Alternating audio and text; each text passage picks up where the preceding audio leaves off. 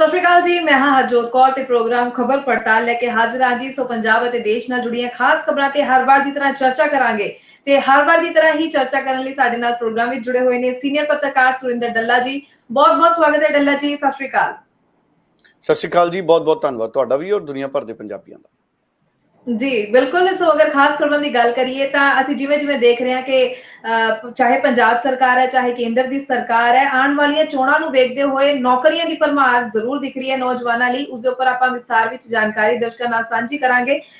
ਖਾਸ ਤੌਰ ਤੇ ਅਗਰ ਪੰਜਾਬ ਦੀ ਖਬਰਾਂ ਦੀ ਗੱਲ ਕਰੀਏ, ਅੱਜ ਦਾ ਦਿਨ ਬਹੁਤ ਜ਼ਿਆਦਾ ਖਾਸ ਰਹਿਣ ਵਾਲਾ ਹੈ। ਅੱਜ ਕੇਜਰੀਵਾਲ ਪੰਜਾਬ ਦੇ ਦੌਰੇ ਤੇ ਪਹੁੰਚਣਗੇ। ਕੀ ਖਾਸ ਹੋ ਸਕਦਾ ਹੈ, ਕੀ ਕਿਆਸ ਲੱਗ ਸਕਦੇ ਨੇ, ਇਸ ਦੇ ਉੱਪਰ ਵੀ ਜਾਣਕਾਰੀ ਡੱਲਾ ਜੀ ਨਾਲ ਜ਼ਰੂਰ ਸਾਂਝੀ ਕਰਾਂਗੇ। ਉਹਨਾਂ ਤੋਂ ਵਿਸਥਾਰ ਵਿੱਚ ਪੁੱਛਾਂਗੇ ਤੇ ਨਾਲ ਦੀ ਨਾਲ ਰਾਸ਼ਟਰਪਤੀ ਚੋਣਾਂ ਨੂੰ ਲੈ ਕੇ ਅਤੇ ਭਾਰਤ ਸਰਕਾਰ ਦੀ ਅਗਨੀਪਥ ਯੋਜਨਾ ਨੂੰ ਲੈ ਕੇ ਖੁੱਲ ਕੇ ਗੱਲਾਂ ਕਰਾਂਗੇ ਡੱਲਾ ਜੀ ਨਾਲ। ਡੱਲਾ ਜੀ, ਸਭ ਤੋਂ ਪਹਿਲਾਂ ਅੱਜ 15 ਤਰੀਕ ਹੈ, 15 ਜੂਨ ਹੈ। ਅਰਵਿੰਦ ਕੇਜਰੀਵਾਲ ਨੇ ਬੱਸਾਂ ਦੇ ਉਦਘਾਟਨ ਲਈ ਜੋ ਹਵਾਈ ਅੱਡੇ ਨੂੰ ਤੋਰਨੀਆਂ ਨੇ ਪੰਜਾਬ ਨੂੰ, ਉਸਦੇ ਲਈ ਪੰਜਾਬ ਤੋਂ ਦਿੱਲੀ ਨੂੰ ਤੋਰਨੀਆਂ ਨੇ, ਉਸਦੇ ਲਈ ਪਹੁੰਚ ਰਹੇ ਨੇ ਪੰਜਾਬ। ਕਿਸ ਤਰ੍ਹਾਂ ਦੇਖਦੇ ਹੋ ਕਿ ਲੱਗਦਾ ਹੈ ਕਿ ਉਹ ਸੰਗਰੂਰ ਜ਼ਿਮਨੀ ਚੋਣਾਂ ਦੇ ਪ੍ਰਚਾਰ ਲਈ ਵੀ ਐਕਟਿਵ ਨਜ਼ਰ ਆਣਗੇ ਅੱਜ? ਦੇਖੋ, ਅੱਜ ਅਰਵਿੰਦ ਕੇਜਰੀਵਾਲ ਦਾ ਪੰਜਾਬ ਦਾ ਦੌਰਾ ਹੈ ਔਰ ਕਿਉਂਕਿ ਭਗਵੰਤ ਮਾਨ ਉਹਨਾਂ ਨੇ ਅੱਜ ਬੱਸਾਂ ਰਵਾਨਾ ਕਰਨੀਆਂ ਨੇ। ਹੁਣ ਦੋ ਅੱਜ ਵੱਡੇ ਪ੍ਰੋਗਰਾਮ ਨੇ, ਇੱਕ ਤਾਂ ਬੱਸਾਂ ਰਵਾਨਾ ਹੋਣੀਆਂ ਨੇ ਪੰਜਾਬ 'ਚ, ਦੂਸਰਾ ਦਿੱਲੀ ਦੇ ਵਿੱਚ ਬੀਬੀ ਮਮਤਾ ਬਨਰਜੀ ਉਹਨਾਂ ਨੇ ਮੀਟਿੰਗ ਸੱਦੀ ਹੋਈ ਹੈ ਗੈਰ ਭਾਜਪਾ ਦਲਾਂ ਦੀ, ਜਿਵੇਂ ਤੁਹਾਨੂੰ ਪਤਾ ਹੀ ਹੈ। ਹੁਣ ਅਰਵਿੰਦ ਕੇਜਰੀਵਾਲ ਕੀ ਬੱਸਾਂ ਦੇ ਪ੍ਰੋਗਰਾਮ ਦੇ ਨਾਲ ਨਾਲ ਉਸ ਪ੍ਰੋਗਰਾਮ ਨੂੰ ਅਟੈਂਡ ਕਰਨਗੇ ਜਾਂ ਅਰਵਿੰਦ ਕੇਜਰੀਵਾਲ ਸੰਗਰੂਰ ਜ਼ਿਮਨੀ ਚੋਣ ਦੇ ਲਈ ਪ੍ਰਚਾਰ ਕਰਨ ਜਾਣਗੇ? ਸੋ ਇਹ ਅੱਜ ਬੜਾ ਦਿਲਚਸਪ ਰਹੂਗਾ ਦੇਖਣਾ ਕਿ ਅਰਵਿੰਦ ਕੇਜਰੀਵਾਲ ਇਹ ਸਾਰੀਆਂ ਚੀਜ਼ਾਂ ਦੇ ਨਾਲ ਕਿਵੇਂ ਆਪਣਾ ਤਾਲਮੇਲ ਬਿਠਾਉਂਦੇ ਨੇ। ਦੇਖਿਆ ਜਾਵੇ ਤਾਂ ਅੱਜ ਏਅਰਪੋਰਟ ਲਈ ਬੱਸਾਂ ਰਵਾਨਾ ਹੋਣੀਆਂ ਨੇ। ਇਹ ਇੱਕ ਵੱਡੀ ਪ੍ਰਾਪਤੀ ਦੇ ਤੌਰ ਤੇ ਆਮ ਆਦਮੀ ਪਾਰਟੀ ਪੰਜਾਬ ਦੇ ਲੋਕਾਂ 'ਚ ਗੱਲ ਲੈ ਕੇ ਜਾ ਰਹੀ ਹੈ। ਭਗਵੰਤ ਮਾਨ ਨੇ ਇਹਦੇ ਤੇ ਵੀਡੀਓ ਵੀ ਜਾਰੀ ਕੀਤਾ ਸੀ ਔਰ ਅੱਜ ਜਿਹੜੀ ਬੱਸਾਂ ਦੀ ਰਵਾਨਗੀ ਹੈ ਇੰਦਰਾ ਗਾਂਧੀ ਏਅਰਪੋਰਟ ਤੇ, ਸਾਡੀਆਂ ਸਰਕਾਰੀ ਵੋਲਵੋ ਬੱਸਾਂ ਜਾਣਗੀਆਂ। ਇਹ ਖੁਸ਼ੀ ਦਾ ਦਿਨ ਹੈ। ਇਹ ਚੰਗਾ ਲੱਗਿਆ ਕਿ ਪੰਜਾਬ ਦੀਆਂ ਸਰਕਾਰੀ ਬੱਸਾਂ ਇੰਦਰਾ ਗਾਂਧੀ ਹਵਾਈ ਅੱਡੇ ਤੇ ਜਾਣਗੀਆਂ। ਮੈਨੂੰ ਰਾਜਾ ਵੜਿੰਗ ਦਾ ਬਿਆਨ ਯਾਦ ਆਉਂਦਾ ਹੈ, 2-3 ਦਿਨ ਤੋਂ ਲਗਾਤਾਰ ਕਹਿ ਰਹੇ ਨੇ ਕਿ ਜਦੋਂ ਮੈਂ ਟਰਾਂਸਪੋਰਟ ਮਿਨਿਸਟਰ ਬਣਿਆ ਸੀ ਤੇ ਮੈਂ ਵੀ ਅਰਵਿੰਦ ਕੇਜਰੀਵਾਲ ਜੀ ਨੂੰ ਚਿੱਠੀ ਲਿਖੀ ਸੀ, ਮਿਲਣ ਦਾ ਵਕਤ ਮੰਗ ਗਿਆ ਸੀ, ਪਰ ਮੇਰੀ ਮੁਲਾਕਾਤ ਨਹੀਂ ਹੋਈ ਔਰ ਉਦੋਂ ਦਿੱਲੀ 'ਚ ਬੱਸਾਂ ਇੰਦਰਾ ਗਾਂਧੀ ਏਅਰਪੋਰਟ ਤੇ ਜਾ ਨਹੀਂ ਸਕੀਆਂ। ਮੈਂ ਵੀ ਭੇਜਣਾ ਚਾਹੁੰਦਾ ਸੀ, ਪਰ ਹੁਣ ਭਗਵੰਤ ਮਾਨ ਭੇਜ ਰਹੇ ਨੇ। ਇਹ ਸਾਡੇ ਲਈ ਖੁਸ਼ੀ ਵਾਲੀ ਗੱਲ ਹੈ ਔਰ ਕਿਰਾਇਆ ਵੀ ਕਹਿੰਦੇ ਪ੍ਰਾਈਵੇਟ ਬੱਸਾਂ ਨਾਲੋਂ ਲਗਭਗ ਘੱਟ ਹੋਏਗਾ, ਬਹੁਤ ਜ਼ਿਆਦਾ ਸਹੂਲਤਾਂ ਵੀ ਉਮੀਦ ਕਰਦੇ ਹਾਂ ਸਰਕਾਰੀ ਵੋਲਵੋ ਬੱਸਾਂ 'ਚ ਚੰਗੀਆਂ ਹੋਣਗੀਆਂ। ਪਰ ਇੱਕ ਮੁਕਾਬਲੇ ਦੀ ਸਥਿਤੀ ਤਾਂ ਬਣੀ, ਜਿਹਨੇ ਪ੍ਰਾਈਵੇਟ ਬੱਸ 'ਚ ਜਾਣਾ ਉਹ ਪ੍ਰਾਈਵੇਟ 'ਚ ਜਾਵੇ, ਜਿਹਨੇ ਸਰਕਾਰੀ 'ਚ ਜਾਣਾ ਉਹ ਸਰਕਾਰੀ 'ਚ ਜਾਵੇ। ਪਰ ਸਰਕਾਰੀ ਹੋਣੀਆਂ ਬੜੀਆਂ ਜ਼ਰੂਰੀ ਸੀ ਤਾਂ ਕਿ ਕਿਸੇ ਦੀ ਵੀ ਜਿਹੜੀ ਹੈ ਮੋਨੋਪਲੀ ਨਾ ਬਣੇ। ਕਈ ਵਾਰੀ ਜਦੋਂ ਸਿਰਫ ਇੱਕੋ ਪਲੇਅਰ ਮੈਦਾਨ 'ਚ ਹੁੰਦਾ ਫਿਰ ਉਹ ਆਪਣੇ ਆਪ 'ਚ ਜੇਤੂ ਹੁੰਦਾ। ਸੋ ਇਸ ਕਰਕੇ ਮੁਕਾਬਲੇ ਦੀ ਜਿਹੜੀ ਸਥਿਤੀ ਆ ਉਹ ਰਹਿਣੀ ਚਾਹੀਦੀ ਹੈ। ਮੈਂ ਤਾਂ ਕਹਿੰਦਾ ਹੋਰ ਵੀ ਪੰਜਾਬ ਦੀਆਂ ਪ੍ਰਾਈਵੇਟ ਬੱਸਾਂ ਨੂੰ ਜਿਹੜੇ ਇਸ ਤਰ੍ਹਾਂ ਦੇ ਪਰਮਿਟ ਤੇ ਮਨਜ਼ੂਰੀਆਂ ਦਿੱਤੀਆਂ ਜਾਣੀਆਂ ਚਾਹੀਦੀਆਂ ਨੇ ਕਿ ਕਈ ਕੰਪਨੀਆਂ ਦੀਆਂ ਬੱਸਾਂ ਨੇ ਜਿਹੜੀਆਂ ਉਹ ਹਵਾਈ ਅੱਡੇ ਤੇ ਜਾਣ, ਤਾਂ ਕਿ ਇੱਕ ਮੁਕਾਬਲਾ ਬਣੇ ਜਿਹਦੇ 'ਚ ਜਿਹੜੇ ਆਮ ਲੋਕ ਨੇ ਉਹਨਾਂ ਨੂੰ ਘੱਟ ਮੁੱਲ ਦੇ ਉੱਤੇ ਜਾਣਾ ਪਵੇ। ਔਰ ਸਾਡੀ ਬਹੁਤ ਵੱਡੀ ਗਿਣਤੀ 'ਚ ਸਾਡੇ ਵਿਦਿਆਰਥੀ ਨੇ ਜਿਹੜੇ ਦੂਸਰੇ ਮੁਲਕਾਂ ਨੂੰ ਪੜ੍ਹਨ ਜਾਂਦੇ ਨੇ, ਸਾਡੇ NRIs ਨੇ ਜਦੋਂ ਪੰਜਾਬ ਆਉਂਦੇ ਨੇ ਉਹਨਾਂ ਨੇ ਆਉਣਾ ਜਾਣਾ ਹੁੰਦਾ। ਸੋ ਹੁਣ ਤਾਂ ਅਮਰੀਕਾ, ਕੈਨੇਡਾ, ਇੰਗਲੈਂਡ ਜਾਂ ਦੂਸਰੀਆਂ ਕੰਟਰੀਜ਼ ਸਾਡੇ ਪੰਜਾਬੀਆਂ ਲਈ ਕੋਈ ਬਹੁਤੀਆਂ ਦੂਰ ਨਹੀਂ ਰਹਿ ਗਈਆਂ। ਬਹੁਤ ਵੱਡੀ ਗਿਣਤੀ 'ਚ ਲੋਕਾਂ ਦੇ ਪਾਸਪੋਰਟ ਬਣੇ ਨੇ, ਲੋਕ ਵਿਆਹਾਂ ਸ਼ਾਦੀਆਂ ਤੇ ਜਾਂਦੇ ਨੇ, ਸਮਾਗਮਾਂ 'ਚ ਜਾਂਦੇ ਨੇ, ਘੁੰਮਣ ਵੀ ਜਾਂਦੇ ਨੇ, ਟੂਰਿਸਟ ਵੀਜ਼ੇ ਤੇ ਜਾਂਦੇ ਨੇ। ਸੋ ਇਸ ਕਰਕੇ ਇਹ ਚੰਗਾ ਫੈਸਲਾ, ਇਹਦੇ ਨਾਲ ਖਜ਼ਾਨਾ ਪੰਜਾਬ ਦੀ ਸਰਕਾਰ ਦੇ ਖਜ਼ਾਨੇ 'ਚ ਵੀ ਪੈਸਾ ਆਊਗਾ, ਲੋਕਾਂ ਨੂੰ ਵੀ ਸਹੂਲਤ ਮਿਲੂਗੀ। ਹੁਣ ਗੱਲ ਦੇਖਣ ਵਾਲੀ ਇਹ ਹੈ ਹਰਜੋਤ ਜੀ ਕਿ ਮਮਤਾ ਬਨਰਜੀ ਉਹਨਾਂ ਨੇ ਅੱਜ ਮੀਟਿੰਗ ਰੱਖੀ ਹੈ ਦਿੱਲੀ। ਉਹਨਾਂ ਨੇ ਸਾਰੀਆਂ ਜਿਹੜੀਆਂ ਗੈਰ ਭਾਜਪਾ ਪਾਰਟੀਆਂ ਨੇ ਉਹਨਾਂ ਨੂੰ ਚਿੱਠੀ ਲਿਖੀ ਸੀ। ਅਰਵਿੰਦ ਕੇਜਰੀਵਾਲ ਨੂੰ ਵੀ ਚਿੱਠੀ ਲਿਖੀ ਸੀ ਮਮਤਾ ਬਨਰਜੀ ਨੇ। ਹੁਣ ਦੇਖਣ ਵਾਲੀ ਗੱਲ ਇਹ ਹੋਏਗੀ ਵੀ ਕੀ ਅਰਵਿੰਦ ਕੇਜਰੀਵਾਲ ਮਮਤਾ ਬਨਰਜੀ ਦੀ ਉਸ ਮੀਟਿੰਗ 'ਚ ਸ਼ਾਮਲ ਹੁੰਦੇ ਨੇ ਜਾਂ ਆਪਣੀ ਥਾਂ ਤੇ ਕਿਸੇ ਹੋਰ ਨੂੰ ਭੇਜਦੇ ਨੇ, ਕਿਉਂਕਿ ਮਮਤਾ ਬਨਰਜੀ ਕੱਲ ਉਹਨਾਂ ਨੇ ਮੁਲਾਕਾਤ ਕੀਤੀ ਸ਼ਰਦ ਪਵਾਰ ਹੋਣਾ ਦੇ ਨਾਲ। ਮਮਤਾ ਬਨਰਜੀ ਚਾਹੁੰਦੇ ਸੀ ਕਿ ਗੈਰ ਭਾਜਪਾ ਲੀਡਰਾਂ ਦੇ ਲਈ ਸ਼ਰਦ ਪਵਾਰ ਸਾਹਿਬ ਰਾਸ਼ਟਰਪਤੀ ਦਾ ਚਿਹਰਾ ਬਣਨ ਲਈ ਤਿਆਰ ਹੋ ਜਾਣ, ਕਿਉਂਕਿ ਰਾਸ਼ਟਰਪਤੀ ਦੀਆਂ ਚੋਣਾਂ ਹੋਣੀਆਂ ਨੇ। ਸਾਨੂੰ ਪਤਾ ਹੈ 24 ਜੁਲਾਈ ਨੂੰ ਸਾਡੇ ਜਿਹੜੇ ਰਾਸ਼ਟਰਪਤੀ ਨੇ ਕੋਵਿੰਦ ਸਾਹਿਬ ਉਹ ਰਿਟਾਇਰ ਹੋ ਰਹੇ ਨੇ ਔਰ 24 ਜੁਲਾਈ ਨੂੰ ਉਹਨਾਂ ਦਾ ਕਾਰਜਕਾਲ ਖਤਮ ਹੋ ਰਿਹਾ ਹੈ, ਨਵੇਂ ਰਾਸ਼ਟਰਪਤੀ ਨੇ ਚੁਣਿਆ ਜਾਣਾ। ਪਿਛਲੀ ਵਾਰੀ ਵੀ ਵਿਰੋਧੀ ਧਿਰਾਂ ਨੇ ਗੱਲ ਤੋਰੀ ਸੀ, ਕਾਂਗਰਸ ਨੇ ਵੀ, ਕਿ ਸ਼ਰਦ ਪਵਾਰ ਅਗਰ ਰਾਸ਼ਟਰਪਤੀ ਦਾ ਚਿਹਰਾ ਬਣਨ ਵਿਰੋਧੀ ਧਿਰਾਂ ਦਾ ਤੇ ਮੁਕਾਬਲਾ ਦਿੱਤਾ ਜਾ ਸਕਦਾ ਹੈ। ਲੇਕਿਨ ਸ਼ਰਦ ਪਵਾਰ ਹੁਣੀ ਰਾਸ਼ਟਰਪਤੀ ਦੀ ਉਮੀਦਵਾਰੀ ਦੀ ਦੌੜ ਚੋਂ ਬਾਹਰ ਹੋ ਗਏ ਸੀ, ਉਹਨਾਂ ਨੇ ਇਨਕਾਰ ਕਰਤਾ ਸੀ। ਇਸ ਵਾਰ ਵੀ ਇਹ ਗੱਲਾਂ ਆ ਰਹੀਆਂ ਨੇ ਹਰਜੋਤ ਜੀ ਕਿ ਸ਼ਰਦ ਪਵਾਰ ਖੁਦ ਰਾਸ਼ਟਰਪਤੀ ਦੇ ਅਹੁਦੇ ਦੀ ਦੌੜ ਦੇ ਵਿੱਚ ਸ਼ਾਮਲ ਨਹੀਂ ਹੋਣਾ ਚਾਹੁੰਦੇ, ਉਹ ਰਾਸ਼ਟਰਪਤੀ ਦੀ ਚੋਣ ਨਹੀਂ ਲੜਨਾ ਚਾਹੁੰਦੇ। ਮਮਤਾ ਬਨਰਜੀ ਚਾਹੁੰਦੇ ਸੀ ਸ਼ਰਦ ਪਵਾਰ ਆਉਣ। ਕੱਲ ਰਾਤ ਉਹਨਾਂ ਨੇ ਦਿੱਲੀ ਮੁਲਾਕਾਤ ਕੀਤੀ, ਸ਼ਾਮ ਨੂੰ ਸ਼ਰਦ ਪਵਾਰ ਉਹਨਾਂ ਦੀ ਦਿੱਲੀ ਰਿਹਾਇਸ਼ ਜਾ ਕੇ। ਹੁਣ ਅੱਜ ਉਹਨਾਂ ਨੇ 22 ਪਾਰਟੀਆਂ ਸੀ ਜਿਹੜੀਆਂ ਗੈਰ ਭਾਜਪਾ ਪਾਰਟੀਆਂ ਨੇ, ਉਹਨਾਂ ਨੂੰ ਸੱਦਾ ਦਿੱਤਾ ਸੀ। ਕਾਂਗਰਸ ਵੱਲੋਂ ਵੀ ਉਹਨਾਂ ਦੀ ਜਿਹੜੀ ਰਿਪਰੈਜ਼ੈਂਟੇਸ਼ਨ ਹੈ ਜ਼ਰੂਰ ਆਊਗੀ। ਹਾਲਾਂਕਿ ਉਹਨਾਂ ਨੇ ਤਾਂ ਸੋਨੀਆ ਗਾਂਧੀ ਨੂੰ ਚਿੱਠੀ ਲਿਖੀ ਸੀ, ਪਰ ਸੋਨੀਆ ਗਾਂਧੀ ਕਿਉਂਕਿ ਹਸਪਤਾਲ ਨੇ, ਉਹਨਾਂ ਨੂੰ ਕੋਵਿਡ ਹੋਇਆ, ਉਹਨਾਂ ਦੀ ਅਗਵਾਈ ਦੇ ਵਿੱਚ, ਉਹਨਾਂ ਦੀ ਗੈਰ ਮੌਜੂਦਗੀ 'ਚ ਜਿਹੜੀ ਕਾਂਗਰਸ ਦਾ ਪ੍ਰਤੀਨਿਧੀ ਮੰਡਲ ਹੈ ਜ਼ਰੂਰ ਸ਼ਾਮਲ ਹੋਊਗਾ। ਅਰਵਿੰਦ ਕੇਜਰੀਵਾਲ ਆਪ ਜਾਂਦੇ ਨੇ ਜਾਂ ਨਹੀਂ ਜਾਂਦੇ, ਇਹ ਬਹੁਤ ਵੱਡਾ ਸਵਾਲ ਹੈ। ਇਸ ਕਰਕੇ ਹੈ ਕਿਉਂਕਿ ਮਮਤਾ ਬਨਰਜੀ ਔਰ ਅਰਵਿੰਦ ਕੇਜਰੀਵਾਲ ਆਪਸ ਦੇ ਵਿੱਚ ਇਹਨਾਂ ਦੇ ਚੰਗੇ ਪੋਲੀਟੀਕਲ ਅੰਡਰਸਟੈਂਡਿੰਗ ਹੈ, ਔਰ ਅਰਵਿੰਦ ਕੇਜਰੀਵਾਲ ਜੀ ਔਰ ਮਮਤਾ ਬਨਰਜੀ ਜੀ ਦੋਵੇਂ ਬੜੇ ਇਮਾਨਦਾਰ ਲੀਡਰ ਦੇ ਤੌਰ ਦੇ ਉੱਤੇ ਦੇਸ਼ 'ਚ ਉੱਭਰ ਰਹੇ ਨੇ।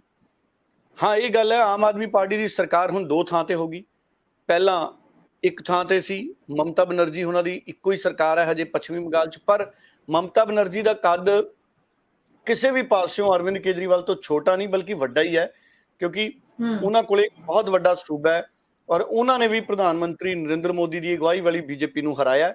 ਸੋ ਅਰਵਿੰਦ ਕੇਜਰੀਵਾਲ ਕੋਲੇ 2 ਸੂਬੇ ਨੇ, ਇਸ ਗੱਲੋਂ ਅਰਵਿੰਦ ਕੇਜਰੀਵਾਲ ਅੱਗੇ ਨੇ। ਪਰ ਕੀ ਰਾਸ਼ਟਰਪਤੀ ਦੇ ਉਮੀਦਵਾਰ ਦੇ ਤੌਰ ਦੇ ਉੱਤੇ ਸਹਿਮਤੀ ਦੇਣਗੇ ਅਰਵਿੰਦ ਕੇਜਰੀਵਾਲ ਜੋ ਮਮਤਾ ਬਨਰਜੀ ਚਾਹੁੰਦੇ ਹੋਣਗੇ? ਹੁਣ ਇਹ ਲੱਭਿਆ ਜਾਏਗਾ ਇੱਕ ਤਾਂ ਉਮੀਦਵਾਰ। ਕੀ ਉਮੀਦਵਾਰ ਕਿਸ ਨੂੰ ਬਣਾਇਆ ਜਾਵੇ ਵਿਰੋਧੀ ਧਿਰਾਂ ਦਾ, ਇਹ ਆਪਣੇ ਆਪ ਦੇ ਵਿੱਚ ਇੱਕ ਬਹੁਤ ਵੱਡਾ ਸਵਾਲ ਹੈ। ਹਾਲਾਂਕਿ ਭਾਰਤੀ ਜਨਤਾ ਪਾਰਟੀ ਕੋਲੇ ਅਸਾਮ ਤੇ ਪੁਡੂਚੇਰੀ ਦੇ ਜਿਹੜੇ ਰਾਜਪਾਲ ਨੇ, ਉਹਨਾਂ ਨੂੰ ਉਮੀਦਵਾਰ ਹੈ ਜਿਹੜਾ ਉਹ ਸਮਝਿਆ ਜਾ ਰਿਹਾ ਕਿ ਉਹ ਬੀਜੇਪੀ ਵੱਲੋਂ ਇੱਕ ਵੱਡੇ ਉਮੀਦਵਾਰ ਹੋਣਗੇ। ਮੈਂ ਉਹਨਾਂ ਦਾ ਨਾਮ ਜ਼ਰੂਰ, ਤਾਮਿਲੀਸਾਈ ਸੁੰਦਰ ਰਾਜਨ ਉਹਨਾਂ ਦਾ ਨਾਮ ਹੈ। ਉਹ ਤੇਲੰਗਾਨਾ ਤੇ ਪੰਡੀਚੇਰੀ, ਤੇਲੰਗਾਨਾ ਔਰ ਪੰਡੀਚੇਰੀ ਦੇ ਰਾਜਪਾਲ ਨੇ। ਉਹਨਾਂ ਦਾ ਨਾਮ ਥੋੜਾ ਔਖਾ ਸੀ, ਮੈਂ ਲਿਖ ਕੇ ਰੱਖਿਆ ਹੋਇਆ ਸੀ। ਸੋ ਜਦਕਿ ਦੂਸਰੇ ਪਾਸੇ ਜੇ ਅਸੀਂ ਗੱਲ ਕਰੀਏ ਤਾਂ ਸ਼ਰਦ ਪਵਾਰ ਤੋਂ ਬਾਅਦ ਦੂਸਰਾ ਉਮੀਦਵਾਰ ਕੌਣ ਹੋਏਗਾ ਵਿਰੋਧੀ ਧਿਰਾਂ ਦਾ, ਇਹਦੇ ਉੱਪਰ ਜਿਹੜਾ ਸਲਾਹ ਮਸ਼ਵਰਾ ਹੈ ਉਹ ਅੱਜ ਵਾਲੀ ਮੀਟਿੰਗ ਦੇ ਵਿੱਚ ਹੋਣਾ ਹੈ, ਜਿਹਦੇ ਵਿੱਚ ਬੀਬੀ ਮਮਤਾ ਬਨਰਜੀ ਖਾਸ ਤੌਰ ਤੇ ਪੱਛਮੀ ਬੰਗਾਲ ਤੋਂ ਆਏ ਨੇ। ਸੋ ਨਿਗਾਹ ਸਾਰਿਆਂ ਦੀ ਬਣੀ ਰਹੇਗੀ। ਪਰ ਇੱਥੇ ਸਵਾਲ ਇਹ ਹੈ ਵੀ ਕੀ ਭਗਵੰਤ ਮਾਨ ਅੱਜ ਅਰਵਿੰਦ ਕੇਜਰੀਵਾਲ ਦੇ ਨਾਲ ਸੰਗਰੂਰ ਜਾਣਗੇ? ਕਿਉਂਕਿ ਦੇਖੋ, ਸੰਗਰੂਰ ਦੀ ਜ਼ਿਮਨੀ ਚੋਣ 'ਚ ਵੀ ਟੈਸਟ ਹੈ ਆਮ ਆਦਮੀ ਪਾਰਟੀ ਦਾ। 3 ਮਹੀਨੇ ਦੀ ਸਰਕਾਰ ਦੀ ਕਾਰਗੁਜ਼ਾਰੀ, ਮੈਂ ਅੱਗੇ ਵੀ ਕਹਿੰਦਾ ਸੀ ਕਿ ਆਮ ਆਦਮੀ ਪਾਰਟੀ ਦਾ ਮੁਕਾਬਲਾ ਵੋਟਰਾਂ ਦੇ ਨਾਲ ਹੈ, ਕਿਉਂਕਿ ਬਾਕੀ ਪਾਰਟੀਆਂ ਨੂੰ ਤਾਂ ਲੋਕਾਂ ਨੇ ਪਹਿਲਾਂ ਨਕਾਰਤਾ ਸੀ।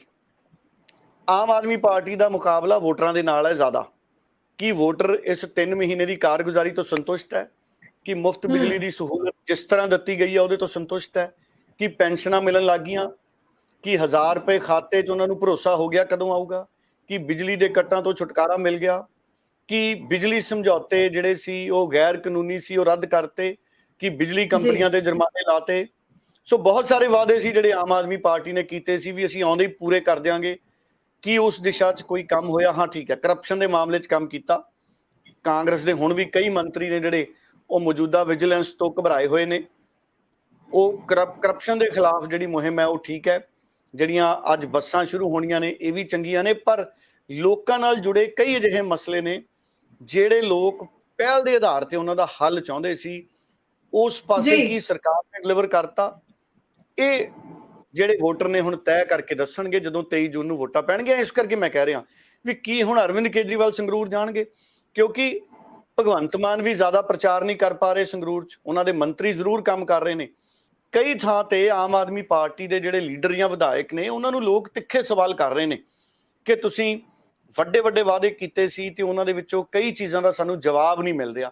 ਸੋ ਸਵਾਲ ਆਮ ਆਦਮੀ ਪਾਰਟੀ ਦੇ ਲੀਡਰਾਂ ਨੂੰ ਵੀ ਲੋਕ ਕਰਦੇ ਨੇ ਜਦੋਂ ਉਹ ਲੋਕਾਂ 'ਚ ਜਾਂਦੇ ਨੇ, ਕਿਉਂਕਿ ਹੁਣ ਆਮ ਆਦਮੀ ਪਾਰਟੀ ਵੀ ਸੱਤਾ 'ਚ ਹੈ। ਕੋਈ ਵੀ ਧਿਰ ਜਦੋਂ ਸੱਤਾ 'ਚ ਹੁੰਦੀ ਹੈ ਉਹਨੂੰ ਸਵਾਲ ਹੁੰਦਾ ਹੈ। ਸੋ ਇਸ ਕਰਕੇ ਸਥਿਤੀ ਗਰਾਊਂਡ ਦੇ ਵਿੱਚ ਹਰਜੋਤ ਜੀ ਬੜੀ ਚੁਣੌਤੀਪੂਰਨ ਬਣੀ ਹੋਈ ਹੈ। ਔਰ ਮੈਂ ਕੱਲ ਵੀ ਕਿਹਾ ਸੀ, ਪਰਸੋਂ ਵੀ ਕਿਹਾ ਸੀ, ਫਸਮਾ ਮੁਕਾਬਲਾ। ਸਾਰੀਆਂ ਪਾਰਟੀਆਂ ਜ਼ੋਰ ਲਾ ਰਹੀਆਂ ਨੇ। ਅਕਾਲੀ ਦਲ, ਸਿਮਰਜੀਤ ਸਿੰਘ ਮਾਨ ਦੀ ਪਾਰਟੀ, ਆਜ਼ਾਦ ਉਮੀਦਵਾਰ, ਕਾਂਗਰਸ ਵੱਲੋਂ ਜ਼ੋਰ ਲੱਗ ਰਿਹਾ, ਭਾਰਤੀ ਜਨਤਾ ਪਾਰਟੀ ਜ਼ੋਰ ਲਾ ਰਹੀ ਹੈ। ਔਰ ਕਾਂਗਰਸ ਜਿਹੜੇ ਲੀਡਰ ਕਾਂਗਰਸ ਛੱਡ ਕੇ ਬੀਜੇਪੀ 'ਚ ਗਏ ਨੇ ਉਹ ਵੀ ਸਾਰੇ ਡੇਰਾ ਲਾ ਕੇ ਬੈਠੇ ਹੋਏ ਨੇ। ਸੋ ਬੜਾ ਫਸਮਾ ਮੁਕਾਬਲਾ ਹੈ। ਔਰ ਅਰਵਿੰਦ ਕੇਜਰੀਵਾਲ ਔਰ ਭਗਵੰਤ ਮਾਨ ਦੇ ਲਈ ਲਗਾਤਾਰ ਕਈ ਤਰ੍ਹਾਂ ਦੇ ਟੈਸਟ ਨੇ। ਹਾਲਾਂਕਿ ਅਸੀਂ ਇਹ ਨਹੀਂ ਕਹਿ ਸਕਦੇ ਕਿ ਭਗਵੰਤ ਮਾਨ ਜਾਂ ਕੇਜਰੀਵਾਲ ਪ੍ਰਚਾਰ ਨਹੀਂ ਕਰਨਾ ਚਾਹੁੰਦੇ ਹੋਣਗੇ, ਕਿਉਂਕਿ ਉਹ ਪਿੱਛੇ ਜੇ ਹਿਮਾਚਲ 'ਚ ਸੰਵਾਦ ਕਰਕੇ ਆਏ ਨੇ। ਅਗਰ ਉਹ ਦੂਜੇ ਸੂਬਿਆਂ 'ਚ ਜਾ ਕੇ ਪ੍ਰਚਾਰ ਕਰ ਰਹੇ ਨੇ, ਸੰਵਾਦ ਕਰ ਰਹੇ ਨੇ, ਤੇ ਫਿਰ ਸੰਗਰੂਰ 'ਚ ਆਉਣਾ ਬਣਦਾ। ਅਗਰ ਅਰਵਿੰਦ ਕੇਜਰੀਵਾਲ ਸੰਗਰੂਰ 'ਚ ਨਹੀਂ ਆਉਂਦੇ, ਇਹ ਇੱਕ ਵੱਡਾ ਮੁੱਦਾ ਬਣੇਗਾ ਮੈਨੂੰ ਲੱਗਦਾ ਸਿਆਸੀ ਆਉਣ ਵਾਲੇ ਦਿਨ। ਬਿਲਕੁਲ ਡੱਲਾ ਜੀ, ਮੈਂ ਤੇ ਨਾਲ ਥੋੜਾ ਹੋਰ ਸੰਗਰੂਰ ਜ਼ਿਮਨੀ ਚੋਣ ਨੂੰ ਲੈ ਕੇ ਸਵਾਲ ਕਰਨਾ ਚਾਹਾਂਗੀ। ਜਿਵੇਂ ਅਸੀਂ ਸਾਰੇ ਜਾਣਦੇ ਹਾਂ ਕਿ ਇਸ ਸਮੇਂ ਮੁੱਦੇ ਬਹੁਤ ਸਾਰੇ ਨੇ ਜੋ ਸਵਾਲ ਆਮ ਲੋਕਾਂ ਵੱਲੋਂ ਵੀ ਪੰਜਾਬ ਸਰਕਾਰ ਨੂੰ ਕੀਤੇ ਜਾ ਰਹੇ। ਨਾਲ ਦੀ ਨਾਲ ਅਗਰ ਅਸੀਂ ਇਹ ਗੱਲ ਕਰ ਰਹੇ ਹਾਂ ਕਿ ਅੱਜ ਅਗਰ ਅਰਵਿੰਦ ਕੇਜਰੀਵਾਲ ਸੰਗਰੂਰ ਜ਼ਿਮਨੀ ਚੋਣ ਦੇ ਪ੍ਰਚਾਰ ਤੇ ਨਹੀਂ ਜਾਂਦੇ ਤਾਂ ਵਿਰੋਧੀਆਂ ਦੇ ਨਿਸ਼ਾਨੇ ਤੇ ਵੀ ਜ਼ਰੂਰ ਰਹਿਣਗੇ। ਇੱਕ ਮੁੱਦਾ ਜ਼ਰੂਰ ਬਣ ਜਾਏਗਾ ਕਿ ਜੋ ਆਮ ਆਦਮੀ ਪਾਰਟੀ ਦਾ ਮਕਸਦ ਜੋ ਸਿਰਫ ਸਰਕਾਰ ਬਣਾਉਣਾ ਸੀ, ਉਸ ਤੋਂ ਬਾਅਦ ਲੋਕਾਂ ਦੇ ਵਿੱਚ ਵਿਚਰਨਾ ਜਾਂ ਲੋਕਾਂ ਦੀਆਂ ਸਮੱਸਿਆਵਾਂ ਸੁਣਨਾ ਉਹਨਾਂ ਦਾ ਮਕਸਦ ਨਹੀਂ ਹੈ। ਪਰ ਮੈਂ ਇੱਥੇ ਇਹ ਗੱਲ ਕਰਨਾ ਚਾਹ ਰਹੀ ਹਾਂ ਕਿ ਕੀ ਅਗਰ ਅਰਵਿੰਦ ਕੇਜਰੀਵਾਲ ਸੰਗਰੂਰ ਜ਼ਿਮਨੀ ਚੋਣ ਦੇ ਪ੍ਰਚਾਰ ਲਈ ਜਾਂਦੇ ਨੇ, ਕੀ ਲੱਗਦਾ ਹੈ ਕਿ ਅਰਵਿੰਦ ਕੇਜਰੀਵਾਲ ਦੇ ਸੰਗਰੂਰ ਪਹੁੰਚਣ ਨਾਲ ਲੋਕਾਂ ਦਾ ਜੋ ਨਜ਼ਰੀਆ ਬਦਲੇਗਾ? ਜਿਵੇਂ ਅਸੀਂ ਜਾਣਦੇ ਹਾਂ ਕਿ ਕੁਝ ਮਹੀਨੇ ਪਹਿਲਾਂ ਤੱਕ ਤਸਵੀਰ ਬੜੀ ਸਾਫ਼ ਨਜ਼ਰ ਆ ਰਹੀ ਸੀ ਕਿ ਆਮ ਆਦਮੀ ਪਾਰਟੀ ਦੇ ਹੱਕ ਵਿੱਚ ਸਭ ਚੀਜ਼ਾਂ ਲੱਗ ਰਹੀਆਂ ਸੀ, ਪਰ ਜਿਸ ਤਰੀਕੇ ਨਾਲ ਤਸਵੀਰ ਬਦਲ ਗਈ ਹੈ ਤਾਂ ਕੀ ਅਰਵਿੰਦ ਕੇਜਰੀਵਾਲ ਦੇ ਉੱਤੇ ਪਹੁੰਚਣ ਨਾਲ ਤਸਵੀਰ ਬਦਲਣ ਵਿੱਚ ਕੁਝ ਮਦਦ ਮਿਲਦੀ ਦਿਖੇਗੀ? ਦੇਖੋ, ਦੋ ਚੀਜ਼ਾਂ ਨੇ। ਅਰਵਿੰਦ ਕੇਜਰੀਵਾਲ ਅਗਰ ਸੰਗਰੂਰ ਜਾਂਦੇ ਨੇ, ਕੋਈ ਰੈਲੀ ਕਰਦੇ ਨੇ, ਕੋਈ ਪ੍ਰੈਸ ਕਾਨਫਰੰਸ ਕਰਦੇ ਨੇ, ਤੇ ਪੱਤਰਕਾਰ ਉਹਨਾਂ ਨੂੰ ਸਿੱਧੇ ਸਵਾਲ ਕਰਨਗੇ ਜਿਨ੍ਹਾਂ ਦਾ ਜਵਾਬ ਅਰਵਿੰਦ ਕੇਜਰੀਵਾਲ ਦੇਣਗੇ। ਅਰਵਿੰਦ ਕੇਜਰੀਵਾਲ ਜਾ ਕੇ ਸਪਸ਼ਟ ਕਰ ਸਕਦੇ ਨੇ ਕਈ ਚੀਜ਼ਾਂ, ਕਿਉਂਕਿ ਵਿਰੋਧੀਆਂ ਨੇ ਤਾਂ ਇਹ ਵੀ ਮੁੱਦਾ ਬਣਾਤਾ ਵੀ ਸ਼ਰਾਬ ਸਸਤੀ ਕਰ ਰਹੇ ਹੋ, ਡੀਜ਼ਲ ਸਸਤਾ ਕੀਤਾ ਨਹੀਂ। ਹਾਲਾਂਕਿ ਚੰਗੀ ਗੱਲ ਵੀ ਹੋਈ ਹੈ ਕਿ ਮੂੰਗੀ MSP ਤੇ ਖਰੀਦੀ ਜਾ ਰਹੀ ਹੈ, ਚੰਗੇ ਪੱਖ ਵੀ ਨੇ ਸਰਕਾਰ ਦੇ, ਪਰ ਫਿਰ ਵੀ ਲੋਕ ਸਵਾਲ ਕਰਨਗੇ ਕਿਉਂਕਿ ਵਿਰੋਧੀਆਂ ਨੇ ਇਹਨੂੰ ਮੁੱਦਾ ਬਣਾਤਾ ਕਿ ਤੁਸੀਂ ਸ਼ਰਾਬ ਸਸਤੀ ਕਰ ਰਹੇ ਹੋ, ਡੀਜ਼ਲ ਸਸਤਾ ਕਿਉਂ ਨਹੀਂ ਕੀਤਾ? ਚਰਨਜੀਤ ਚੰਨੀ ਨੇ 10 ਰੁਪਏ ਡੀਜ਼ਲ ਪੈਟਰੋਲ ਸਸਤਾ ਕਰਤਾ ਸੀ, ਤੁਸੀਂ ਕਿਉਂ ਨਹੀਂ ਕੀਤਾ? ਔਰ ਤੁਸੀਂ ਉਹਨਾਂ ਤੋਂ ਮੰਗ ਕਰਦੇ ਸੀ ਕਿ ਤੁਸੀਂ ਸਸਤਾ ਕਰੋ ਚੰਨੀ ਸਾਹਿਬ, ਤੁਸੀਂ ਸਸਤਾ ਕਿਉਂ ਨਹੀਂ ਕਰ ਰਹੇ? ਤੇ ਚਰਨਜੀਤ ਚੰਨੀ ਨੇ ਸਸਤਾ ਕਰਤਾ ਸੀ। ਚਰਨਜੀਤ ਚੰਨੀ 3 ਰੁਪਏ ਬਿਜਲੀ ਵੀ ਸਸਤੀ ਕਰ ਗਿਆ ਸੀ। ਕੀ ਆਮ ਆਦਮੀ ਪਾਰਟੀ ਨੇ ਆ ਕੇ ਬਿਜਲੀ ਸਸਤੀ ਕੀਤੀ? ਕਿ ਪੈਟਰੋਲ ਡੀਜ਼ਲ ਸਸਤਾ ਕੀਤਾ? ਲੋਕਾਂ ਦੇ ਜ਼ਿਹਨ 'ਚ ਤਾਂ ਇਹ ਸਵਾਲ ਖੜੇ ਨੇ। ਅਗਰ ਅਰਵਿੰਦ ਕੇਜਰੀਵਾਲ ਆਉਣਗੇ ਤੇ ਪੱਤਰਕਾਰ ਉਹਨਾਂ ਨੂੰ ਵੀ ਸਵਾਲ ਕਰਨਗੇ, ਪਰ ਅਰਵਿੰਦ ਕੇਜਰੀਵਾਲ ਕੁਝ ਨਾ ਕੁਝ ਸਪਸ਼ਟ ਦੱਸ ਕੇ ਜਾਣਗੇ ਵੀ ਅਸੀਂ 1000 ਰੁਪਏ ਖਾਤੇ 'ਚ ਕਦੋਂ ਸ਼ੁਰੂ ਕਰਾਂਗੇ। ਇਹਦੀ ਕੋਈ ਡੇਟ ਨਹੀਂ ਦਿੱਤੀ ਗਈ। ਬਿਜਲੀ 300 ਰੁਪਏ ਯੂਨਿਟ ਮਾਫ ਹੈ ਜਿਹੜੀ, ਕੀ ਸੱਚਮੁੱਚ ਪਹਿਲਾਂ ਇਹੀ ਗੱਲ ਕਹੀ ਗਈ ਸੀ ਜਿਵੇਂ ਹੁਣ ਤੁਸੀਂ ਯੋਜਨਾ ਲਾਗੂ ਕੀਤੀ ਹੈ? ਫਿਰ 2500 ਰੁਪਏ ਪੈਨਸ਼ਨ ਹਜੇ ਵੀ ਇੰਤਜ਼ਾਰ ਹੈ। ਸੋ ਬਹੁਤ ਸਾਰੇ ਸਵਾਲ ਨੇ ਜਿਨ੍ਹਾਂ ਤੇ ਹਜੇ ਕਲੈਰਿਟੀ ਨਹੀਂ ਹੈ ਹਰਜੋਤ ਜੀ। ਲੋਕ ਕਲੈਰਿਟੀ ਚਾਹੁੰਦੇ ਆ, ਸਾਡੇ ਲੋਕ ਸਪਸ਼ਟਤਾ ਚਾਹੁੰਦੇ ਨੇ ਕਿ ਸਾਨੂੰ ਪਹਿਲਾਂ ਜੋ ਕਿਹਾ ਗਿਆ ਸੀ ਕੀ ਉਸੇ ਤਰ੍ਹਾਂ ਹੋ ਰਿਹਾ। ਲੋਕ ਇਹ ਚਾਹੁੰਦੇ ਨੇ। ਹਾਲਾਂਕਿ ਦੇਖੋ, ਕੋਈ ਵੀ ਸਰਕਾਰ ਹੋਵੇ, ਕਰਪਸ਼ਨ ਦੇ ਖਿਲਾਫ ਆਮ ਆਦਮੀ ਪਾਰਟੀ ਚੰਗਾ ਕੰਮ ਕਰ ਰਹੀ ਹੈ, ਇਹ 'ਚ ਕੋਈ ਦੋ ਰਾਏ ਨਹੀਂ ਹੈ, ਪਰ ਸਿਰਫ ਕਰਪਸ਼ਨ ਰੁਕਣ ਦੇ ਨਾਲ ਕਿਸੇ ਦੇ ਖਾਤੇ 'ਚ 1000 ਰੁਪਇਆ ਨਹੀਂ ਨਾ ਹੋਣਾ। ਸਿਰਫ ਕਰਪਸ਼ਨ ਰੁਕਣ ਦੇ ਨਾਲ ਕਿਸੇ ਨੂੰ ਰੁਜ਼ਗਾਰ ਤਾਂ ਨਹੀਂ ਨਾ ਮਿਲਣਾ। ਹੁਣ ਕੱਚੇ ਮੁਲਾਜ਼ਮ ਪੱਕੇ ਹੋਣ ਬਾਰੇ ਕੋਈ ਸਪਸ਼ਟਤਾ ਨਹੀਂ ਹੈ ਕਿ ਕੱਚੇ ਮੁਲਾਜ਼ਮ ਕਦ ਪੱਕੇ ਹੋਣਗੇ। 25000 ਨੌਕਰੀਆਂ ਕੱਢੀਆਂ ਗਈਆਂ ਸੀ, ਹਾਲਾਂਕਿ ਟੀਚਾ ਤਾਂ ਬਹੁਤ ਸੀ, ਲੱਖਾਂ ਦਾ ਸੀ, ਪਰ 25000 ਕੱਢੀਆਂ ਗਈਆਂ ਸੀ। ਉਹ 25000 ਚੋਂ ਕਿੰਨੀਆਂ ਕੁ ਨਿਕਲੀਆਂ ਨੇ, ਇਹਦੇ ਬਾਰੇ ਕੋਈ ਵੀਡੀਓ ਨਹੀਂ ਆਈ ਕਿ ਅੱਜ 3 ਮਹੀਨੇ ਹੋ ਗਏ ਕੁੱਲ ਇੰਨੀਆਂ ਪੋਸਟਾਂ ਐਡਵਰਟਾਈਜ਼ ਹੋ ਗਈਆਂ ਤੇ ਇੰਨੇ ਦੀ ਭਰਤੀ ਪ੍ਰਕਿਰਿਆ ਸ਼ੁਰੂ ਹੋ ਗਈ। ਸਪਸ਼ਟਤਾ, ਇਹ ਮੁੱਦੇ, ਇਹ ਜਿਹੜੀ ਚੋਣ ਹੈ ਸੰਗਰੂਰ ਦੀ, ਇਹਦੇ ਵਿੱਚ ਅਗਰ ਆਮ ਆਦਮੀ ਪਾਰਟੀ ਸਪਸ਼ਟਤਾ ਨਹੀਂ ਦੇਵੇਗੀ, ਲੋਕਾਂ ਨੂੰ ਵੱਖ-ਵੱਖ ਮੁੱਦਿਆਂ ਤੇ ਪ੍ਰੋਮਿਸਿਸ ਤੇ ਸਪਸ਼ਟ ਜਵਾਬ ਨਹੀਂ ਦੇਵੇਗੀ, ਤੇ ਕਨਫਿਊਜ਼ਨ ਵਾਲੀ ਸਥਿਤੀ ਬਣੀ ਰਹੇਗੀ ਔਰ ਵਿਰੋਧੀ ਧਿਰਾਂ ਇਸ ਗੱਲ ਨੂੰ ਮੁੱਦਾ ਬਣਾਉਣਗੀਆਂ ਔਰ ਵਿਰੋਧੀ ਧਿਰਾਂ ਮੁੱਦਾ ਬਣਾ ਵੀ ਰਹੀਆਂ। ਜੀ ਬਿਲਕੁਲ ਸਹੀ ਤੁਸੀਂ ਕਿਹਾ। ਸੋ ਮੁੱਦੇ ਕਈ ਬਣ ਰਹੇ ਨੇ ਬਿਲਕੁਲ ਪੰਜਾਬ ਸਰਕਾਰ ਦੇ ਉਲਟ। ਸੋ ਇੱਥੇ ਮੈਂ ਜ਼ਰੂਰ ਇਸ ਚੀਜ਼ ਤੇ ਅਗਰ ਤੁਸੀਂ ਨੌਕਰੀਆਂ ਦਾ ਜ਼ਿਕਰ ਕੀਤਾ ਵਿੱਚ, ਤਾਂ ਨੌਕਰੀਆਂ ਨੂੰ ਲੈ ਕੇ ਸਵਾਲ ਕਰਨਾ ਚਾਹੂੰਗੀ ਕਿ ਜੋ ਭਾਰਤ ਸਰਕਾਰ, ਕੇਂਦਰ ਸਰਕਾਰ ਨੇ ਅਗਨੀਪਥ ਯੋਜਨਾ ਨਵੀਂ ਸ਼ੁਰੂ ਕੀਤੀ ਹੈ ਫੌਜ ਵਿੱਚ ਭਰਤੀ ਲਈ, ਤੇ ਇਸ ਬਾਰੇ ਜ਼ਰੂਰ ਤੁਹਾਡੇ ਤੋਂ ਜਾਣਨਾ ਚਾਹਾਂਗੀ ਕਿਉਂਕਿ ਇਸ ਦੇ ਵਿੱਚ ਹੁਣ ਕਿਹਾ ਜਾ ਰਿਹਾ ਕਿ ਫੌਜ ਵਿੱਚ ਭਰਤੀ ਜਾਤੀ ਦੇ ਆਧਾਰ ਤੇ ਨਹੀਂ ਬਲਕਿ ਸਿਰਫ ਦੇਸ਼ਵਾਸੀ, ਦੇਸ਼ ਦਾ ਨਾਗਰਿਕ ਹੋਣ ਦੇ ਆਧਾਰ ਤੇ ਹੁਣ ਹੋਏਗੀ। ਕੀ ਹੈ ਅਗਨੀਪਥ ਯੋਜਨਾ ਪੂਰੀ? ਇਸ ਦੇ ਬਾਰੇ ਜ਼ਰੂਰ ਤੁਹਾਡੇ ਤੋਂ ਮੈਂ ਜਾਣਨਾ ਚਾਹਾਂਗੀ ਦਰਸ਼ਕਾਂ ਦੀ ਜਾਣਕਾਰੀ ਲਈ ਵੀ। ਦੇਖੋ, ਬਿਲਕੁਲ ਭਾਰਤ ਸਰਕਾਰ ਦਾ ਜਿਹੜਾ ਰੱਖਿਆ ਮੰਤਰਾਲਾ ਹੈ ਉਹਦੇ ਵੱਲੋਂ ਕੱਲ ਪ੍ਰੈਸ ਕਾਨਫਰੰਸ ਕੀਤੀ ਗਈ। ਬਕਾਇਦਾ ਸਾਡੇ ਦੇਸ਼ ਦੇ ਰੱਖਿਆ ਮੰਤਰੀ ਨੇ ਰਾਜਨਾਥ ਸਿੰਘ, ਉਹਨਾਂ ਨੇ ਪ੍ਰੈਸ ਕਾਨਫਰੰਸ ਕੀਤੀ ਔਰ ਸਾਡੇ ਜਿਹੜੇ ਫੌਜ ਦੇ ਵੱਡੇ ਅਫਸਰ ਸੀ, ਮੁਖੀ ਸੀ ਫੌਜਾਂ ਦੇ, ਉਹ ਸਾਰੇ ਉੱਥੇ ਮੌਜੂਦ ਰਹੇ। ਔਰ ਤੁਸੀਂ ਦੇਖੋ, ਇਹ ਬਹੁਤ ਇੱਕ ਵੱਡਾ ਮੌਕਾ ਹੈ। ਅਗਲੇ 90 ਦਿਨਾਂ ਦੇ ਵਿੱਚ ਥਲ ਸੈਨਾ ਦੀ ਪਹਿਲੀ ਜਿਹੜੀ ਰਿਕਰੂਟਮੈਂਟ ਰੈਲੀ ਹੋਣੀ ਹੈ ਔਰ ਉਹਦੇ 'ਚ 40000 ਸਾਡੇ ਫੌਜੀ ਭਰਤੀ ਕੀਤੇ ਜਾਣੇ ਨੇ, ਔਰ ਫੌਜੀਆਂ ਨੂੰ ਹੁਣ ਕਿਹਾ ਜਾਏਗਾ ਇਸ ਯੋਜਨਾ ਤਹਿਤ ਅਗਨਵੀਰ। ਅਗਨੀਵੀਰ ਆਪਾਂ ਅਗਰ ਪੰਜਾਬੀ ਚ ਬੋਲੀਏ, ਔਰ ਇਹਦਾ ਨਾਮ ਹੈਗਾ Agnipath recruitment scheme. Agnipath scheme, ਹੁਣ ਇਹ ਜਿੱਥੋਂ ਤੱਕ ਮੈਂ ਇਹਨੂੰ ਪੜ੍ਹਿਆ ਹਰਜੋਤ ਜੀ, ਇਹ ਮੈਨੂੰ ਬਹੁਤ ਚੰਗੀ ਯੋਜਨਾ ਲੱਗੀ ਭਾਰਤ ਸਰਕਾਰ ਦੀ। ਔਰ ਨਿਸ਼ਚਿਤ ਤੌਰ ਤੇ ਇਹਦੇ ਚ ਹੈ ਕੀ ਹੈ, ਇਹਦੇ ਚ 17.5 ਸਾਲ ਤੋਂ ਲੈ ਕੇ 21 ਸਾਲ ਤੱਕ ਦੇ ਜਿਹੜੇ ਸਾਡੇ ਨੌਜਵਾਨ ਨੇ, 17.5 ਸਾਲ ਦੇ ਕਿਸ਼ੋਰਾਂ ਤੋਂ ਲੈ ਕੇ 21 ਸਾਲ ਤੱਕ ਦੇ ਜਿਹੜੇ ਨੌਜਵਾਨ ਨੇ, ਉਹਨਾਂ ਕੋਲੇ 4 ਸਾਲ ਫੌਜ ਦੀ ਸੇਵਾ ਦਾ ਮੌਕਾ ਹੈ। ਇਹਨਾਂ 4 ਸਾਲਾਂ ਚ ਪਹਿਲੇ 6 ਮਹੀਨੇ ਟ੍ਰੇਨਿੰਗ ਹੋਏਗੀ, ਔਰ ਉਹਨਾਂ ਨੂੰ ਪਹਿਲੇ ਸਾਲ ਤੋਂ 4,76,000 ਰੁਪਏ ਦਾ ਸਾਲਾਨਾ ਸੈਲਰੀ ਪੈਕੇਜ ਹੋਏਗਾ। ਮਤਲਬ ਲਗਭਗ 4.5 ਲੱਖ ਦਾ ਉਹਨਾਂ ਦਾ 1 ਸਾਲ ਦਾ ਸੈਲਰੀ ਦਾ ਪੈਕੇਜ ਹੋਏਗਾ। ਔਰ ਇਹਦੇ ਨਾਲ ਚੌਥੇ ਸਾਲ ਤੱਕ 4 ਸਾਲ ਦੀ ਕੁੱਲ ਸਰਵਿਸ ਹੋਏਗੀ, ਚੌਥੇ ਸਾਲ ਉਹਨਾਂ ਨੂੰ 6.92 ਲੱਖ ਤੱਕ ਉਹਨਾਂ ਦਾ ਪੈਕੇਜ ਹੋ ਜਾਏਗਾ। ਸੋ ਕਰੀਬ 7 ਲੱਖ ਚੌਥੇ ਸਾਲ ਤਨਖਾਹ ਮਿਲੂਗੀ। ਇਹ ਮਹੀਨਿਆਂ 'ਚ ਤਨਖਾਹ ਆ ਜਾਣੀ ਹੈ, ਔਰ ਇਹਦਾ ਕੁਝ ਹਿੱਸਾ ਸਰਕਾਰ ਕੋਲੇ ਰਹੂਗਾ, ਜਿਹੜਾ ਬਾਅਦ ਦੇ ਵਿੱਚ ਉਹਨਾਂ ਨੂੰ ਪੈਨਸ਼ਨ ਦੇ ਲਾਭ ਦੇ ਤੌਰ ਦੇ ਉੱਤੇ ਵੀ ਮਿਲੂਗਾ, ਕੁਝ ਪਰਸੈਂਟੇਜ, ਜਿਵੇਂ ਆਮ ਸਾਡੇ ਕਟੌਤੀ ਹੁੰਦੀ ਹੈ। ਪਰ ਇਹ ਇੱਕ 17 ਤੋਂ 21 ਸਾਲ ਦੇ ਕਿਸੇ ਵੀ ਨੌਜਵਾਨ ਦੇ ਲਈ ਇੱਕ ਚੰਗਾ ਪੈਕੇਜ ਹੈ, ਇੱਕ ਚੰਗੀ ਉਹਦੇ ਲਈ ਇੱਕ ਤਨਖਾਹ ਹੈ ਮੈਂ ਕਹਾਂ। ਨਾਲੇ ਉਹ ਦੇਸ਼ ਸੇਵਾ ਕਰੂਗਾ, ਫੌਜ ਉਹਦੀ ਟ੍ਰੇਨਿੰਗ ਹੋਏਗੀ, ਭਾਵੇਂ ਚੀਨ ਦਾ ਬਾਰਡਰ ਹੈ, ਭਾਵੇਂ ਪਾਕਿਸਤਾਨ ਦਾ ਬਾਰਡਰ ਹੈ, ਉੱਥੇ ਟ੍ਰੇਨਿੰਗ ਹੋਊਗੀ। ਸਾਰੀਆਂ ਜਿਹੜੀਆਂ ਫੌਜ ਦੀਆਂ ਜਿਹੜੀਆਂ ਟ੍ਰੇਨਿੰਗਸ ਨੇ ਉਹਨਾਂ ਨੂੰ ਸਿੱਖਣ ਦਾ ਉਹਨਾਂ ਨੂੰ ਮੌਕਾ ਪ੍ਰਾਪਤ ਹੋਊਗਾ। ਔਰ 17.5 ਸਾਲ ਤੋਂ 21 ਸਾਲ ਬਹੁਤ ਵੱਡੀ ਗਿਣਤੀ 'ਚ ਸਾਡੇ ਜਿਹੜੇ ਦੇਸ਼ ਦੇ ਨੌਜਵਾਨ ਨੇ ਉਹ ਇਹਦਾ ਹਿੱਸਾ ਬਣਨਗੇ। ਔਰ ਸਾਡੀ ਜਿਹੜੀ ਫੌਜ ਦੀ ਜਿਹੜੀ ਆਮ ਤੌਰ ਤੇ ਹਜੇ ਤੱਕ ਜਿਹੜੀ ਐਵਰੇਜ ਜਿਹੜੀ ਏਜ ਸੀ ਨਾ ਜੀ, ਉਹ 32 ਸਾਲ ਸੀ। ਸੋ ਨੌਜਵਾਨਾਂ ਦੇ ਮਾਮਲੇ ਤੇ ਫੌਜ 'ਚ ਆਉਣ ਵੇਲੇ ਤੇ ਹੁਣ ਹੋ ਜਾਏਗੀ 26 ਸਾਲ। ਸੋ ਐਵਰੇਜ, ਹਾਲਾਂਕਿ ਨਵੀਂ ਭਰਤੀ ਤਾਂ 17.5 ਤੋਂ 21 ਸਾਲ 'ਚ ਹੀ ਹੋਣੀ ਹੈ, ਪਰ ਕੁੱਲ ਫੌਜ ਦੀ ਜਿਹੜੀ ਐਵਰੇਜ ਉਮਰ ਹੈ ਉਹ ਵੀ ਬਹੁਤ ਜਲਦੀ 26 ਸਾਲ ਬਣ ਜਾਏਗੀ।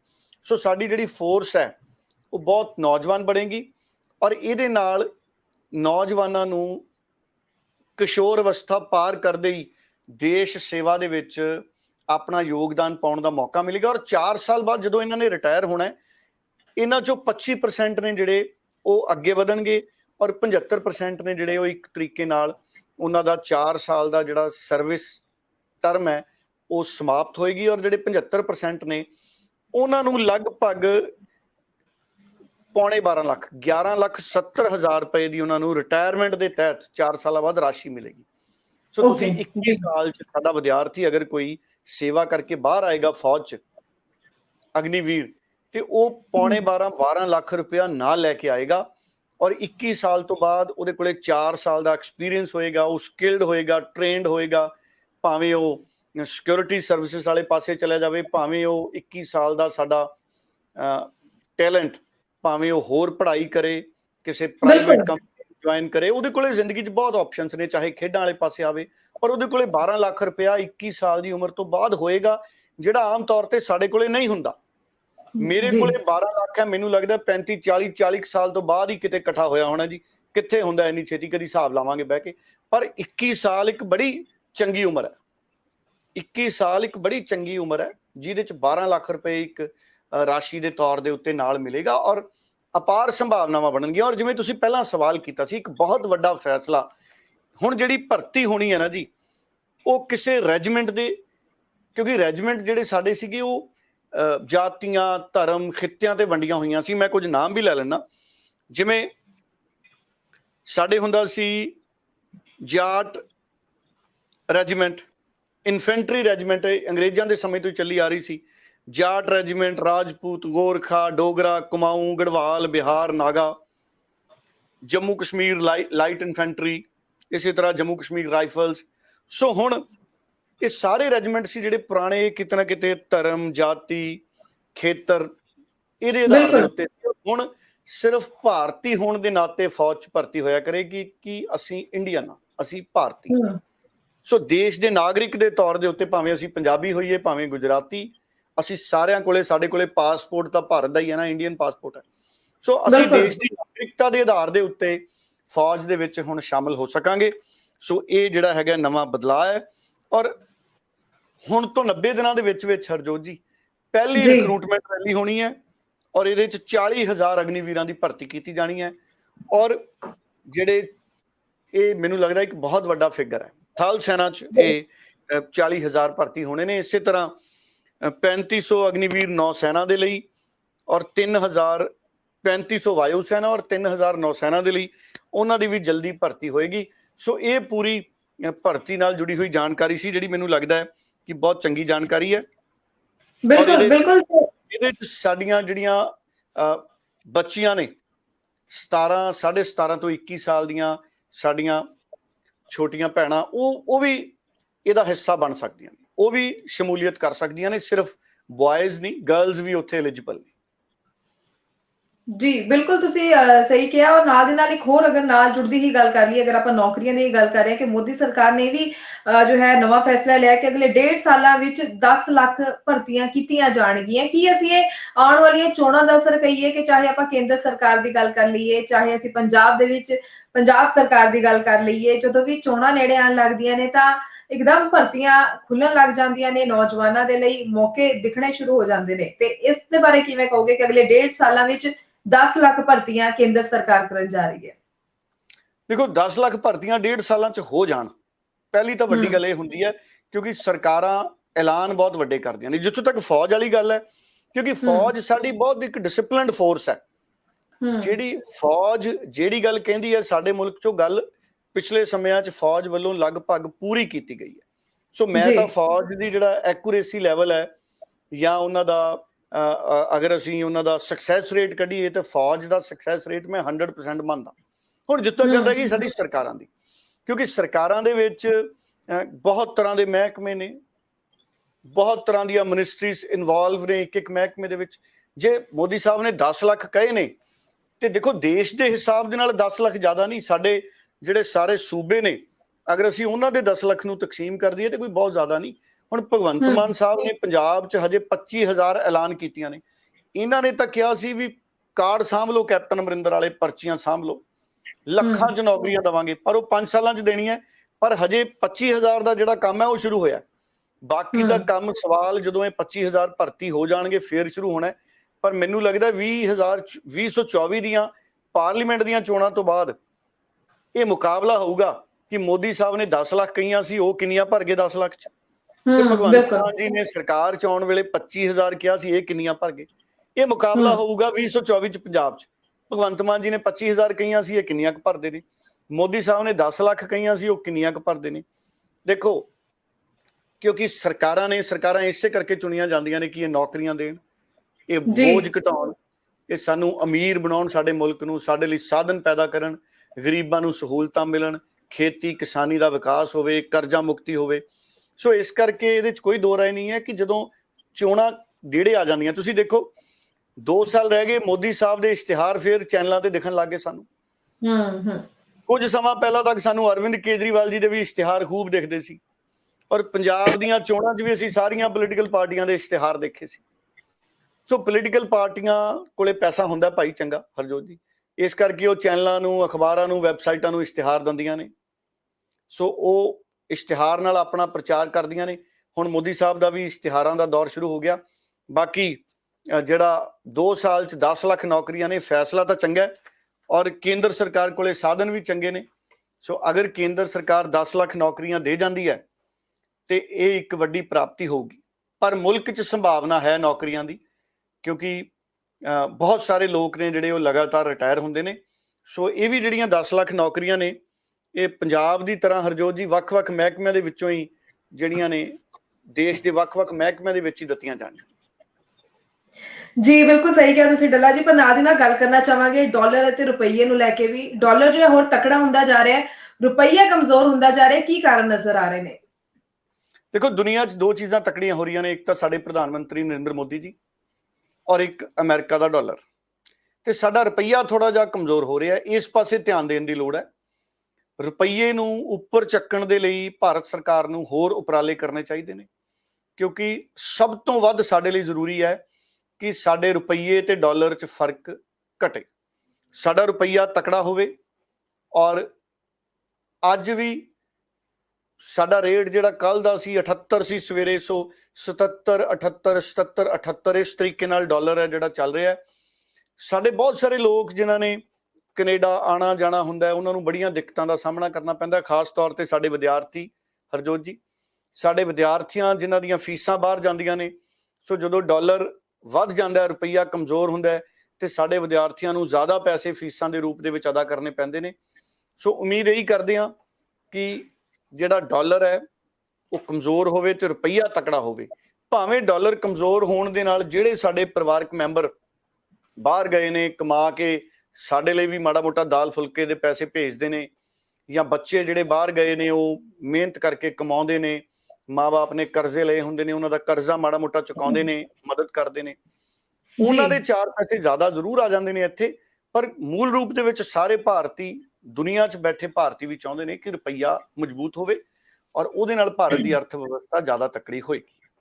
ਜੀ ਬਿਲਕੁਲ ਸਹੀ ਕਿਹਾ ਤੁਸੀਂ ਡੱਲਾ ਜੀ, ਹਰ ਕੋਈ ਇਹੀ ਚਾਹੁੰਦਾ ਹੈ, ਪਰ ਦੇਖਦੇ ਹਾਂ ਕਦੋਂ ਰੁਪਈਆ ਜੋ ਹੈ ਤਗੜਾ ਹੁੰਦਾ ਹੈ, ਡਾਲਰ ਦੇ ਨੇੜੇ ਤੇੜੇ ਵੀ ਪਹੁੰਚ ਜਾਏ ਤਾਂ ਬਹੁਤ ਵੱਡੀ ਗੱਲ ਹੋ ਜਾਏਗੀ। ਸੋ ਇਸ ਦੇ ਨਾਲ ਹੀ ਤੁਹਾਡਾ ਬਹੁਤ ਬਹੁਤ ਧੰਨਵਾਦ ਕਰਦੇ ਹਾਂ ਡੱਲਾ ਜੀ ਕਿ ਤੁਸੀਂ ਇਹਨਾਂ ਸਾਰੀ ਖਬਰਾਂ ਦੇ ਉੱਪਰ ਵਿਸਥਾਰ ਦੇ ਵਿੱਚ ਚਰਚਾ ਕੀਤੀ ਹੈ। ਆਪਣੇ ਦਰਸ਼ਕਾਂ ਦਾ ਵੀ ਹਮੇਸ਼ਾ ਅਸੀਂ ਧੰਨਵਾਦ ਕਰਦੇ ਹਾਂ ਜੋ ਲਗਾਤਾਰ ਸਾਡੇ ਇਸ ਪ੍ਰੋਗਰਾਮ ਨਾਲ ਜੁੜਦੇ ਨੇ, ਆਪਣੇ ਸੁਝਾਅ ਕਮੈਂਟ ਜ਼ਰੀਏ ਸਾਡੇ ਨਾਲ ਸਾਂਝੇ ਕਰਦੇ ਨੇ। ਬਹੁਤ ਬਹੁਤ ਧੰਨਵਾਦ ਡੱਲਾ ਜੀ, ਤੇ ਇਸ ਨਾਲ ਹੀ ਮੈਂ ਵੀ ਦਰਸ਼ਕਾਂ ਤੋਂ ਇਜਾਜ਼ਤ ਲੈਣੀ ਆ, ਤੇ ਸਤਿ ਸ਼੍ਰੀ ਅਕਾਲ ਜੀ ਸਾਰਿਆਂ ਨੂੰ। ਸਤਿ ਸ਼੍ਰੀ ਅਕਾਲ।